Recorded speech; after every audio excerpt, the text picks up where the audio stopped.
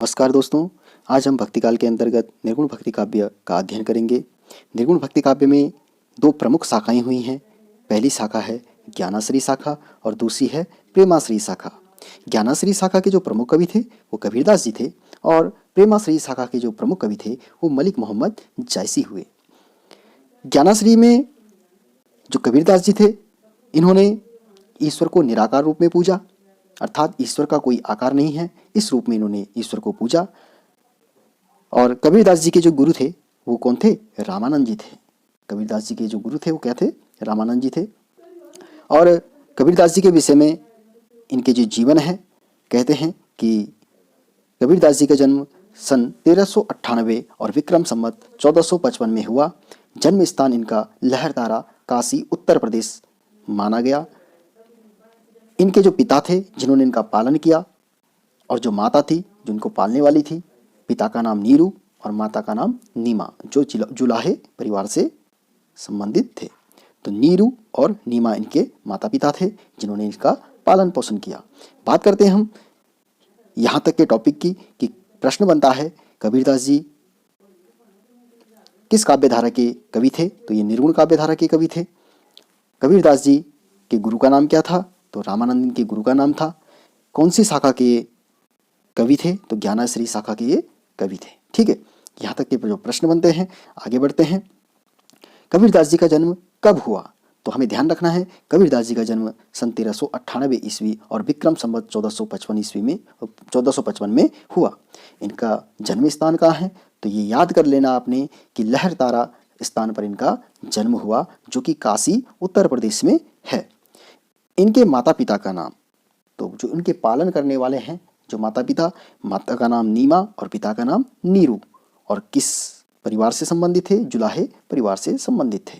जो जुलाहे थे इनके कर्म क्षेत्र की हम बात करते हैं तो कर्म क्षेत्र इनको समाज सुधारक के रूप में भी जाना जाता है, कवि के रूप में जाना जाता है और जुलाहा भी इनको कहते हैं। कर्मभूमि, इनकी जो कर्मभूमि थी वो काशी उत्तर प्रदेश से ही। और शिक्षा कहते हैं कि कबीर क्या थे? निरक्षर थे। कबीर क्या थे? निरक्षर थे, ऐसा इनके बारे में कहा जाता है। कबीर दास जी की जो पत्नी थी उनका नाम क्या था? लोई था। तो ये भी प्रश्न बनता है कि कबीर की पत्नी का नाम क्या था? तो ध्यान रखना हमको, उनकी पत्नी का नाम लोही था। ठीक है, और इनकी कर्मभूमि कहाँ रही है? तो काशी उत्तर प्रदेश इनकी कर्मभूमि रही है। कबीरदास जी के दो बच्चे हुए जिनमें एक पुत्र और एक पुत्री। तो पुत्र का नाम इनका कमाल था और पुत्री का नाम कमाली। तो ये भी हमको ध्यान रखना है कि कबीरदास जी के पुत्र का नाम क्या था? तो पुत्र का नाम इनका क्या था? कमाल था और पुत्री का नाम क्या था? कमाली था। गुरु, इनके गुरु जैसे कि हम पूर्व में कह चुके हैं कि इनके गुरु का नाम क्या था? रामानंद था। और इनके जो सबसे प्रिय शिष्य थे वो कौन थे? धर्मदास थे। इनके जो प्रिय शिष्य क्या थे? धर्मदास थे। तो यहाँ से भी कई बार प्रश्न बनता है कि कबीरदास जी के प्रिय शिष्य कौन थे? तो धर्मदास इनके क्या थे? प्रिय शिष्य थे। इनके काव्य की विधाएं क्या थी? काव्य की विधाएं थी इनकी कविता, दोहा और शबद। इन विधाओं में इन्होंने काव्य की रचना की। और इनके जो विषय रहे काव्य के, इनके जो विषय रहे हैं सामाजिक और आध्यात्मिक, इन दो विषयों पर इन्होंने अपने काव्यों की रचना की। सामाजिक और आध्यात्मिक, इन दोनों विषयों पर इन्होंने अपनी काव्य की रचना की। और जो इनकी प्रमुख रचनाएं रही हैं शबद, रमेनी, बीजक और कबीर ग्रंथावली आदि, जो क्या है इनकी जो रचनाएं थी। और कुछ रचनाएं इनकी क्या है? गुरु ग्रंथ साहिब में भी संकलित है, ऐसा माना जाता है। कि जो भाषा थी, भाषा अवधी, सुदुक्कड़ी, पंचमेल खिचड़ी, इन नामों से भी इनकी भाषा को उच्चारित किया गया। कबीरदास जी की जो मृत्यु हुई वो 1518, इनकी मृत्यु मगहर उत्तर प्रदेश में इनकी मृत्यु हुई। ये ध्यान रखना है कि इनकी मृत्यु जो हुई 1518 में कहाँ हुई? मगहर उत्तर प्रदेश में हुई। इनका जो कबीरदास जी की जो जयंती मनाई जाती है प्रतिवर्ष ज्येष्ठ माह के पूर्णिमा के दिन इनकी जयंती मनाई जाती है कबीरदास जी की। कई बार पूछा जाता है इनकी जयंती के बारे में कि कबीरदास जी की जयंती कब मनाई जाती है? तो प्रतिवर्ष ज्येष्ठ पूर्णिमा के दिन इनकी जयंती मनाई जाती है। ठीक है, कबीर, इनका जो मूल ग्रंथ था कबीरदास जी का वो क्या था? बीजक था। इनका मूल ग्रंथ क्या था? बीजक था। इसके 3 भाग हुए, साखी, शबद और रमेनी। साखी, शबद और रमेनी, 3 भागों में बीजक को बांटा गया है। साखी, शबद और रमेनी, इन 3 भागों में बीजक ग्रंथ को बांटा गया।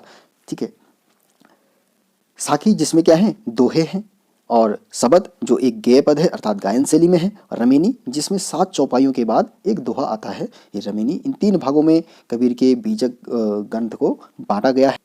इसके अतिरिक्त कबीर ग्रंथावली इनकी जो रचनाओं का एक समूह है, ठीक है। और कबीरदास जी की भाषा को एक अलग सा नाम क्या मिला है, सुदुक्कड़ी भाषा, ठीक है। सुदुक्कड़ी भाषा से इनकी भाषा क्या है, विख्यात है, ठीक है। कबीर की वाणी का संग्रह उनके शिष्य धर्मदास जो बीजक ग्रंथ है, इसमें इनके शिष्य धर्मदास ने 1464 ईस्वी में इनके शिष्य द्वारा किया गया क्या, वाणी का जो संग्रह है किया गया, किसके द्वारा किया गया, इनके शिष्य धर्मदास जी के द्वारा किया गया,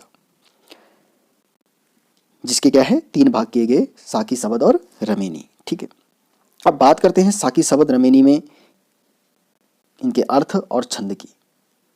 तो जो रमेनी है इसका अर्थ है रामायण, जिसमें प्रयुक्त छंद क्या है, चौपाई और दोहा। सबद जिसका अर्थ है शब्द और इसका जो प्रयुक्त छंद है गेय पद है अर्थात गायन शैली है। और साकी इसका अर्थ है साक्षी और इसमें क्या है, दोहा पद निहित है, ठीक है। छंद क्या है, दोहा है। कबीरदास की भाषा को पंचमेल, खिचड़ी, सुदुक्कड़ी आदि नाम से भी जाना जाता है।